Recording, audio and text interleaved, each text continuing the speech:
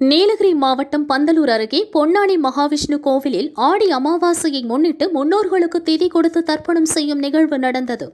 இதையொட்டி அதிகாலை 4 மணிக்கு துவங்கிய பூஜையில் பந்தலூர் மற்றும் அதனை சுற்றியுள்ள பல்வேறு கிராமங்களைச் சேர்ந்த ஆயிரக்கணக்கான மக்கள் பங்கேற்றனர். தொடர்ந்து கோவில் ஆற்றங்கரையில் தங்கள் முன்னோர்களுக்கு தர்ப்பணம் செய்தனர்.